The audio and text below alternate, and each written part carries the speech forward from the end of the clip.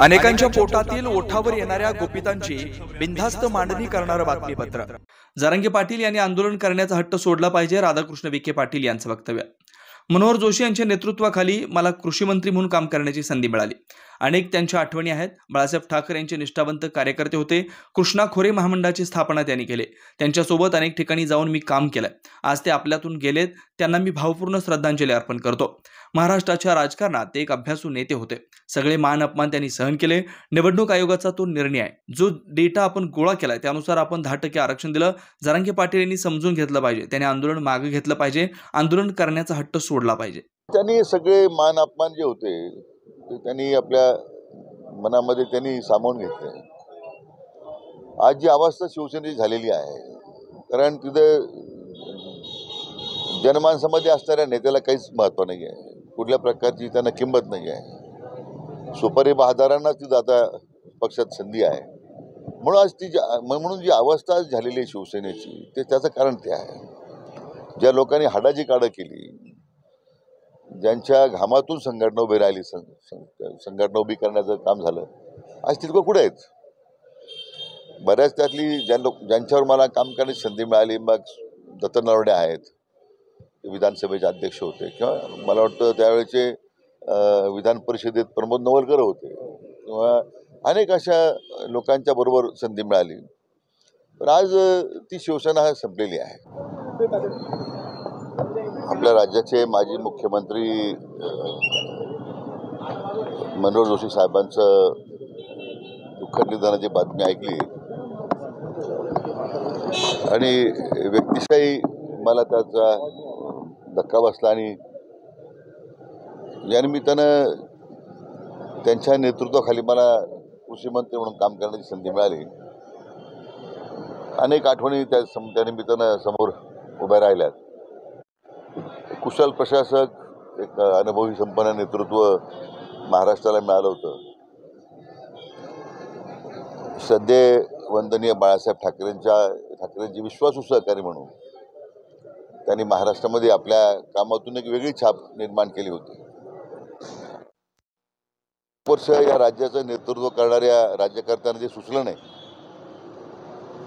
ते काम स्वर्गीय मनोहर जोशींनी करून दाखवलं, आणि ते म्हणजे कृष्णा खोऱ्याची स्थापना।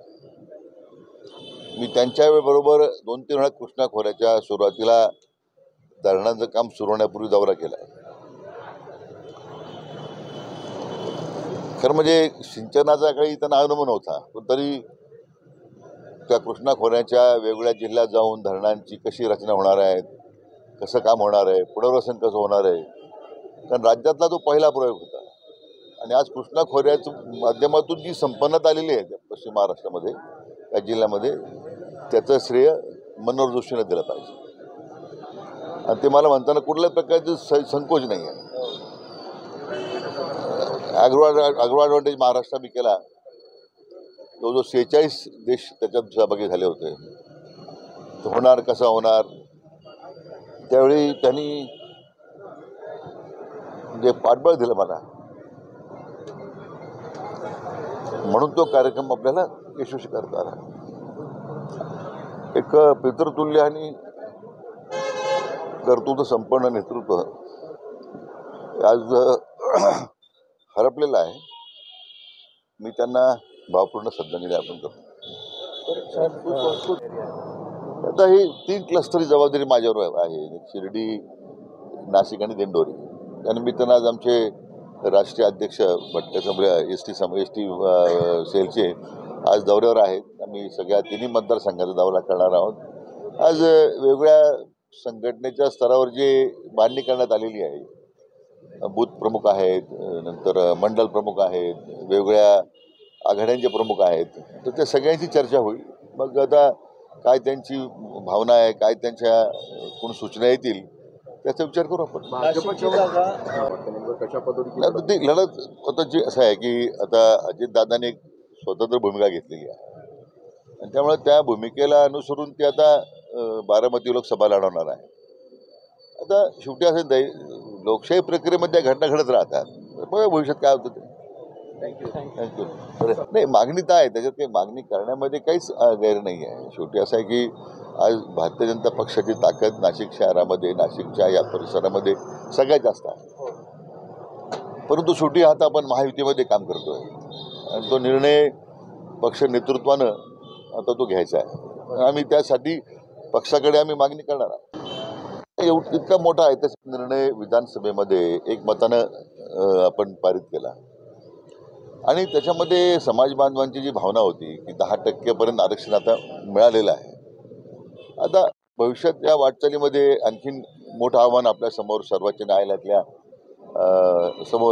त्या न्यायालयाच्या समोर आता आपल्याला निकाल मिळाला पाहिजे. आता ह्या मध्ये जो डाटा आपण गोळा केलेला आहे तो पूर्वी सॅम्पल सर्वे होता. आता तर आपण एवढा प्रचंड डाटा गोळा केलेला आहे की मला वाटतं त्या डाटामुळेच मागासवर्गीय आयोगाच्या शिफारशीनं हे 10% आपल्याला आरक्षण देता आलं. मला वाटतं जरंगे पाटलांनी आता थोडा हट्ट सोडला पाहिजे. त्यांनी हा प्रश्न प्रतिष्ठित करण्यापेक्षा आता समाज बांधवांना आरक्षण मिळालं ते कसं टिकेल या दृष्टीने आता सगळ्यांनी मिळून प्रयत्न करण्याची गरज आहे. त्यांनी जे उद्यापासून आंदोलनाची जी हाक दिलेली आहे त्यांनी ती मला वाटतं मागे घेतली पाहिजे. कारण नसताना समाज बांधवांची मनं दुखवण्याचं काम त्यांनी करू नये अशी त्यांना माझी विनंती आहे. कसं आहे, महापौर ते लोकसभेचे अध्यक्ष म्हणून त्यांचा जो प्रवास आहे तो सगळ्यांच्या स्मरणात राहणार अशा प्रकारचा प्रवास राहिला. मी म्हटल्याप्रमाणे महाराष्ट्राच्या राजकारणामध्ये मुख्यमंत्री म्हणून मी त्यांना जवळून अनुभवलं. हे उत्तम प्रशासकही होते ते आणि प्रचंड अभ्यास. लोकसभेच्या त्यांनी जी लिहिलेली डायरी आहे ती पुष्कळ गाजली. मला वाटतं सुशील, मी म्हटल्याप्रमाणे अनुभव संपन्न, त्याचप्रमाणे निष्कलंक अशा प्रकारचं नेतृत्व होतं. नाही आता तो निवडणूक आयोगाचा आपण त्यांनी आता शेवटी चिन्ह देण्याचा अधिकार सर्वस्वी निवडणूक. बेधडक निर्भीड बिनधास्त मांडणी करणारा खबऱ्या लाईव्ह.